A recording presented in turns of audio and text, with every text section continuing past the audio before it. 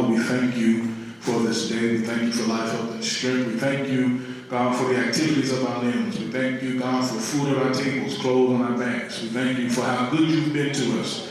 Hallelujah. The songwriter said that you are a good, good Father, and that is simply who you are. God, we thank you for being who you are in our lives. We thank you for being a good God, a merciful God, a caring God, a keeping God. We thank you, God, for being who you are to us and showing yourself and revealing yourself, God, to us. God, we thank you, we praise you, we give you all honor, and we give you all glory. We magnify your name, we glorify you. Hallelujah, we lift you up, God. There is none like you. You are great in all the earth. You are king above all kings, God. You are the ancient of days, God. We love you. Hallelujah, we love you. God, if we can't say anything else, we want to let you know that we love you. Hallelujah. We lift you above all of our problems, all of our issues, all of our worries, all of our concerns. God, we lift you above that. God, we tell you that we love you. Hallelujah. God, we love you. There is none, God, that can compare to you. There is none that can do us like you can. And because of that, God, we simply say, God, that we love you. If you don't do anything else for us, God, if you never provide for us again, if you never pay a bill for us again, God, we simply love you. Hallelujah. We magnify your name. We glorify your name. We lift you up. Hallelujah. In the name of Jesus. Hallelujah. God, we thank you for how good you've been to us. We thank you for all the ways that you've made, all the doors that you've opened. So, Father, we pray and ask that you forgive us of any and every sin that we have committed, Father, sins of omission, sins of commission, Father, sins of iniquity, anything that we do not know we have done, Father, we pray and ask that you forgive us and cleanse us and purify us in Jesus' name. And, Father, we pray, God, that you give us a fresh filling of the Holy Ghost. Hey, glory to your name. We pray, God, for a fresh filling of the Holy Ghost in the name of Jesus. In the name of Jesus, even though we are quarantined and separated, Father, fill us again in the name of Jesus. Wash us afresh, oh God, in the name of Jesus. Hallelujah. Baptize us, God, again in the Holy Ghost. Give us fresh tongues. Give us a fresh anointing in the name of Jesus. Give us a refilling, a resurging of your power, God, in the name of Jesus. In the name of Jesus. Fill us again, God. Fill us again, oh God. Pour into us, oh Father, in the name of Jesus. Pour your oil into us, God, in the name of Jesus. And as you pour into us, God, empty us of everything that's not like you. Empty us of lust. Empty us of perversion. Empty us of hatred. Empty us of unforgiveness. In the name of Jesus. Everything that is not of you, God, as you fill us, as you pour into us, empty us of it in the name of Jesus. As water is poured into a dirty bucket, the more water that is poured in, everything that was in there, God, comes out. So fill us the more. Fill us the more. Pour into us, God, more of your character. Pour into us more of your nature. Pour into us more of your love. In the name of Jesus. And God, will be careful to give you honor and glory. In Jesus' name. Bless the word that goes forth today. In the name of Jesus. Let God cause them to be the oracles of God and speak everything that you would give them to say. In the name of Jesus. Bless those that are sick. We pray, God, that your healing go forth even now. In the name of Jesus. Bless those that need food and need shelter and need clothing. God, you are God of provision. And so we pray, God, that you provide every need for your people in the name of Jesus. And we thank you for what you're going to do in our lives and through this service. In Jesus' name we pray. Amen.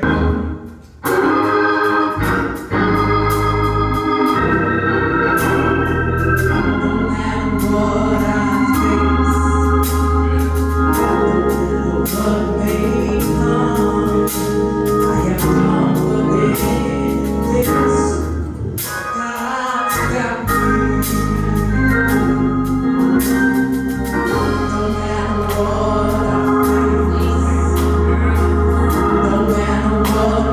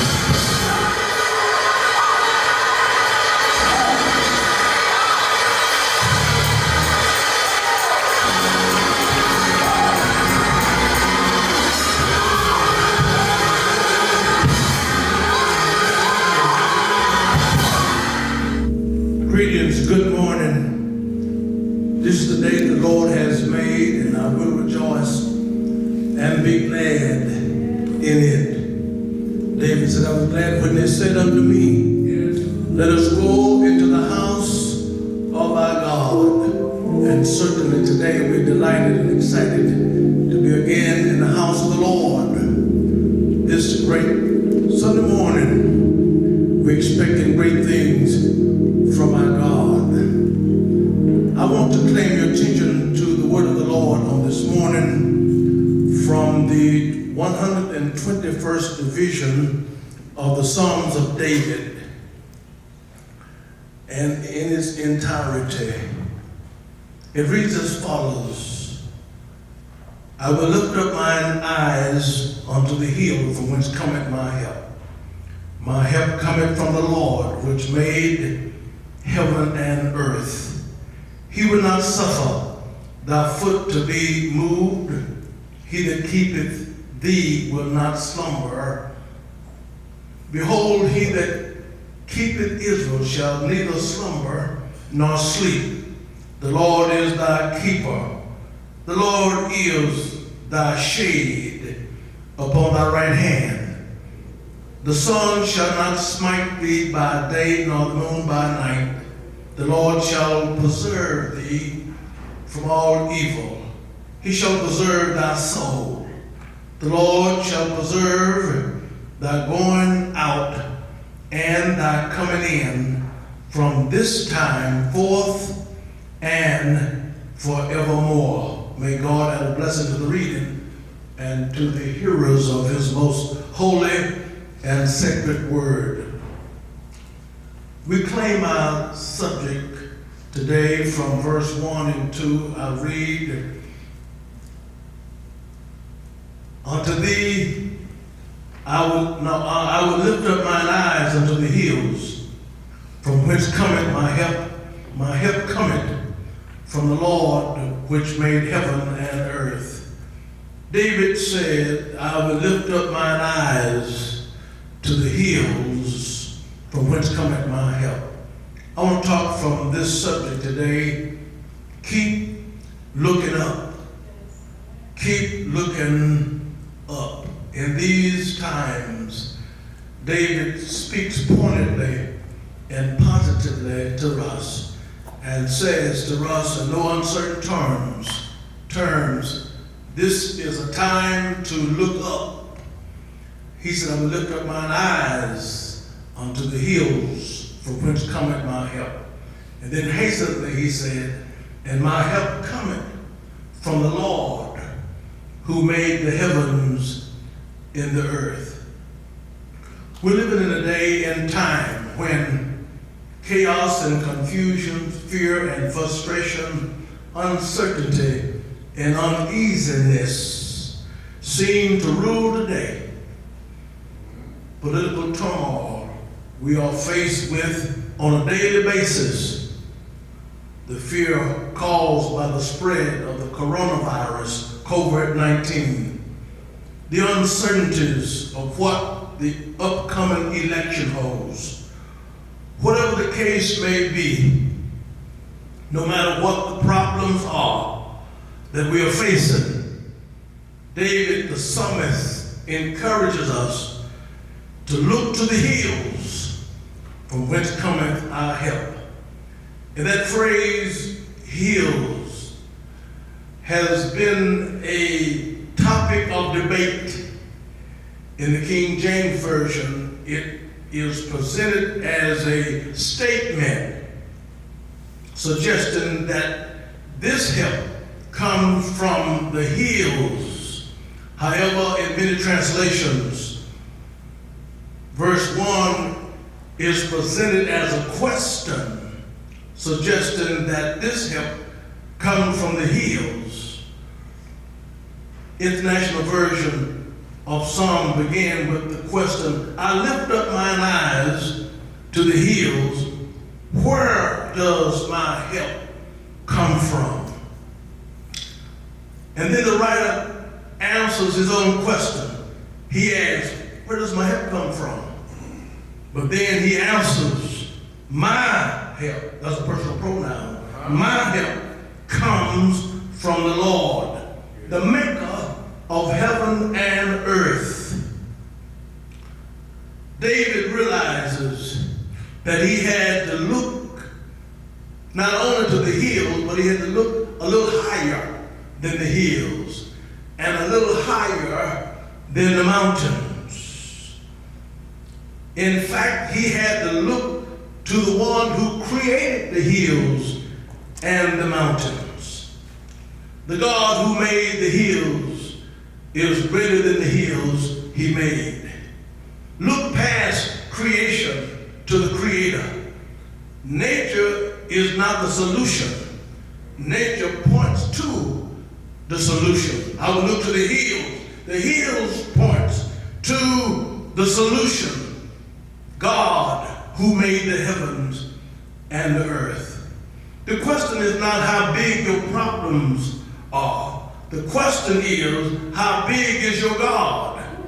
Amen. Our God is big. David says he made the heavens and the earth. When I look at the study of posture, the study of posture is an interesting study. You can tell a lot about a person by their posture. And the study of posture, the study of looking up is inspiring, ennobling, healthy. Looking up gives us an emotional lift and a spiritual enrichment. Looking down, however, is a posture of defeat, depression and doubt, fear and insecurity. Oftentimes we become the victims of the direction of our view. The poet said this: two men looked out from the prison wall. One saw mud, the other saw stars. That's the trouble with many of us. We're looking down instead of looking up to the stars and the God who made them. A king asked a duke if he had seen an eclipse of the sun on the previous day. "No, sir," replied the nobleman. "I have been so much busy in business on earth that I have not time to look up." We're buying and selling, we're working and playing, we're striving and struggling. And the great danger is that our eyes will become so glued on earthly things that the magnificent adventure of living passes us by. And we go through life trapped in the small routines of triviality. David said, "I will look up, I will lift up mine eyes unto the hills from whence cometh my help, because my help, oh my goodness, come from the Lord." Look up. Keep looking up. Don't stop looking up no matter what. Looking down is the root and the heart of our problems, of depression and defeat. Looking down grows on us. We are powerfully drawn by the world's gravity that pulls us down by worldly interests. And everything in the world keeps us looking down until it's almost impossible to look up. Someone has said this: if you want to be defeated, look down. If you want to be discouraged, just look around. If you want to be dismayed, look ahead. But if you want to be delivered, look up. I submit to you today, I call upon you and I challenge you to raise your head, lift up your head, look up, look to the hills, whence cometh our help. David said this: "I will lift up mine eyes unto the hills, whence cometh my help." And then it goes on to say, "Hasten, my help cometh from the Lord." David said, "I will not look to the valley, no, or below for my help. I will not delve into magic or wits or astronomy or horoscopes or drugs or alcoholism. David said, I will not go to the valley, no, nor will I turn to my fellow man or nature or to work or to pleasure. I will look to the hills from whence cometh my help. Isaiah 31 and 1, 2, 3 says, woe to them that go down to Egypt for help, and stay on horses, and trust in chariots, because they are many, and in horses, because they are strong. But they look not unto the Holy One of Israel, neither seek the Lord. Verse 3 says, excuse me. Now the Egyptians are men, and not gods, and their horses are flesh, and not spirit. David talks again to us. He speaks to us in the 20th division of Psalms in the 7th verse. It says, some trust in chariots, and some in horses, but we will remember the name of the Lord our God. My help cometh from the Lord in this day and hour in which we now live. Some are looking to government. Yes. Others are looking to social services and systems. Some are looking to organizations to bail them out. But David said, my help comes from the Lord. Psalms 124 and 8, David said, our help is in the name of the Lord, who made heaven and the earth. Psalm 46 and 1, David says, God is our refuge and strength. Yes. Look at it. And a very present help in time of trouble. If you're in trouble, God has promised to be a very present help, a right now help, a present help. My help coming from the Lord. That's a powerful term. L-O-R-D, all caps. My help coming from the Lord, which means the Lord, it refers back to the derivation of the Creator. My help coming from the Lord, who made heaven and the earth. And so my help comes from the Creator, Elohim, who made heaven and earth, which indicates an inexhaustible and an abundant help. When I look at that, this is verse 1 and 2. I will lift up mine eyes unto the hills, from which cometh my help cometh from the Lord, who made the heavens and the earth. Now verse 3 says this. I got some more good news. Verse 3 says this. In all of these verses of this division of Psalms, really implode about the protection of God for his people. He said this, verse 3, he will not suffer thy foot to be moved.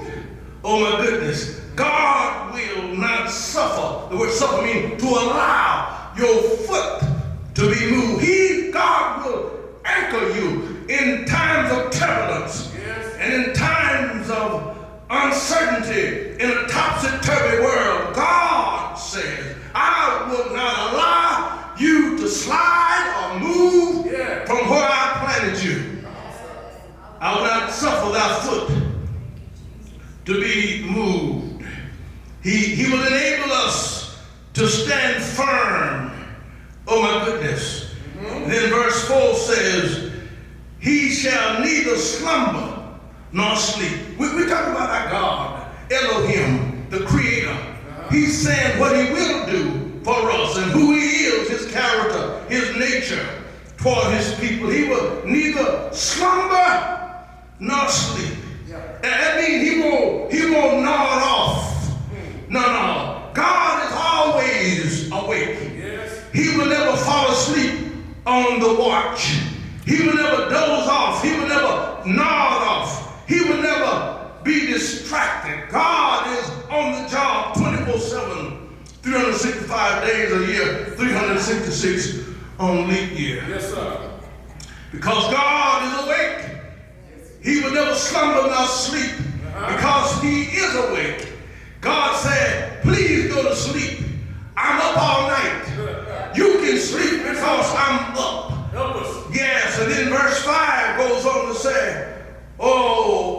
witness. Verse 5 says, the Lord is thy keeper. Yes, he is. My. The Lord is thy keeper. The Lord is present tense. He wasn't not was or shall be. The Lord is thy keeper. The Lord is thy keeper. He keeps me. Yes. No.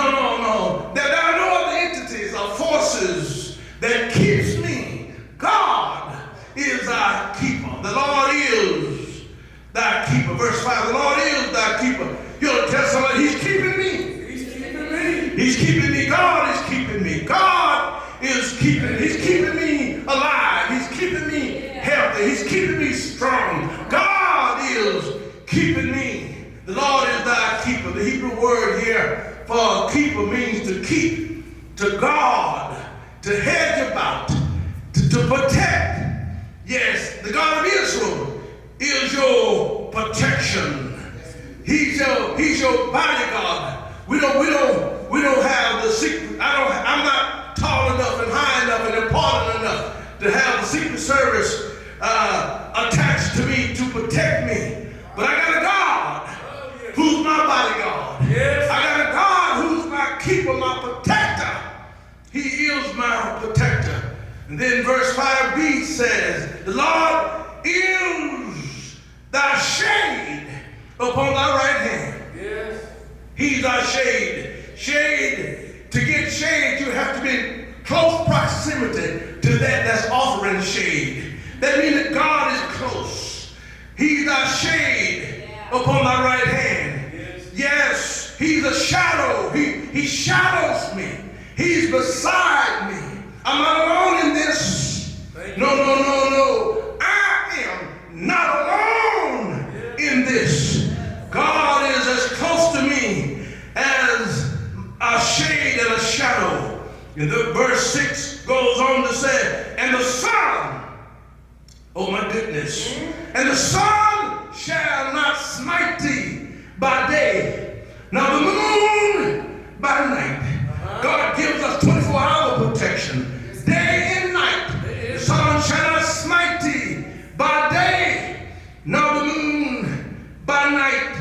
And this indicates protection both from the sun and the moon. Well, we know what the moon implies. The sun is physical, but the moon, where we get the word lunar, and we get the word lunatic from the word lunar, it's a mental thing. And God protects us physically and mentally. God guards our mind. God keeps our mind. In the night, when the moon and those entities that would trouble our mind, Yes. He keeps us day and night. He keeps us day and night. And then He just wraps it up in verse 7 and says, the Lord shall preserve thee from all evil. Yes. It is inclusive. God shall preserve thee from all evil. Evil comes in many forms. But God said, whatever form that evil comes in, I will protect you. Whether it comes in the form of a virus, whether it comes in the form of an accident, whether it comes in the form of racism, whether it comes in a form of violence, whether it comes in the form of crime, He said, I will protect you from all evil. Isn't that good news? And then verse 8 says, yes, the Lord shall preserve thy going out and thy coming in. I like that. You know, we are shut in, but we have the privilege of going to certain places. But there's a lot of people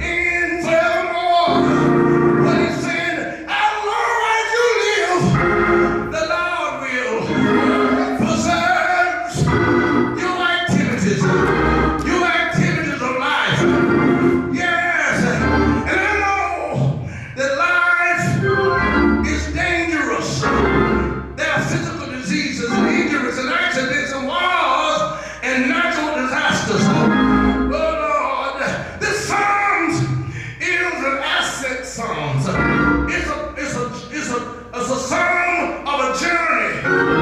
It's a pilgrim's song. And we are pilgrims. I am a pilgrim and a stranger. Traveling through this old barren land. Oh Lord. This is a pilgrim's psalms. And as we pilgrim our way through this old world of ours, we got some good news. The Lord, verse 3 through 8, the Lord is our protector. Oh yes, He's our shade on our right hand.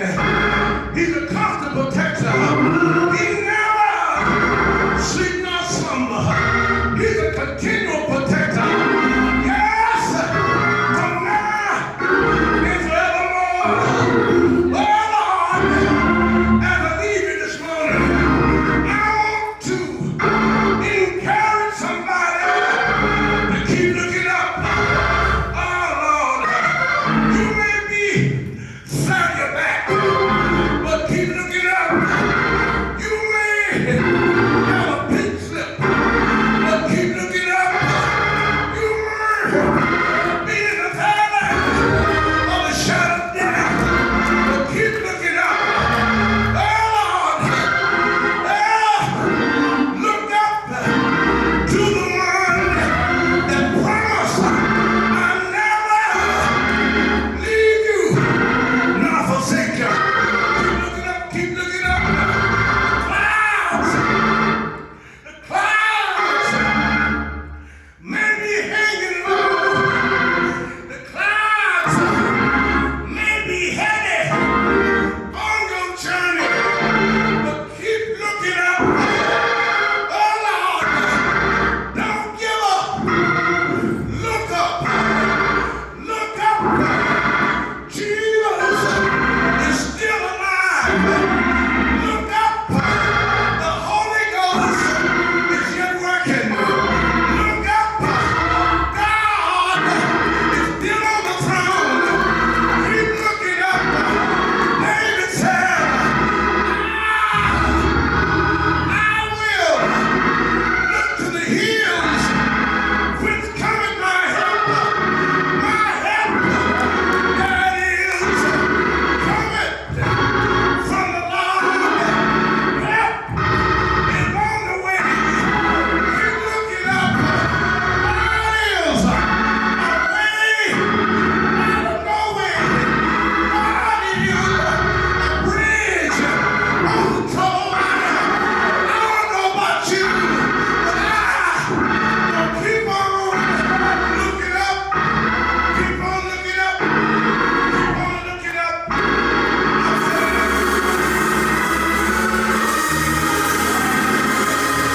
keep on.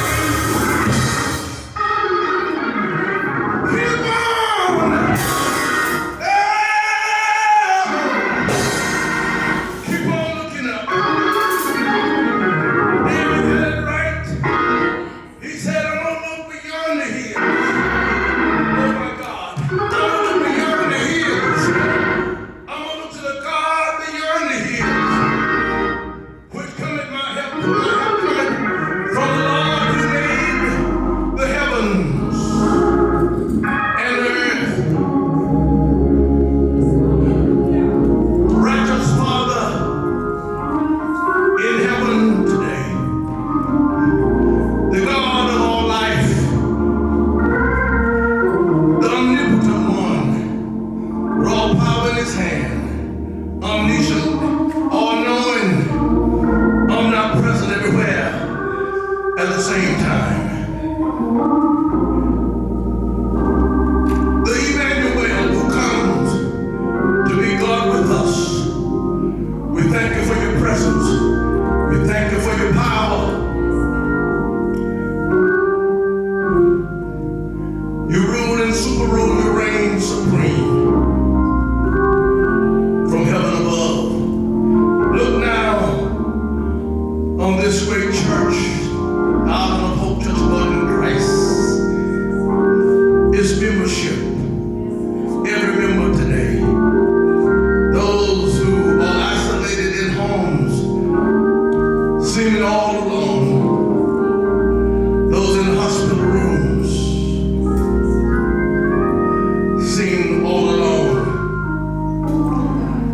was not what it seemed. Because you're with us, you're God with us. I release healing today by the authority of Jesus the Christ, and by your stripes we're healed. That woman, that man, that boy, that girl that's suffering, even as I speak the word, I decree and declare healing for you in the name of Jesus.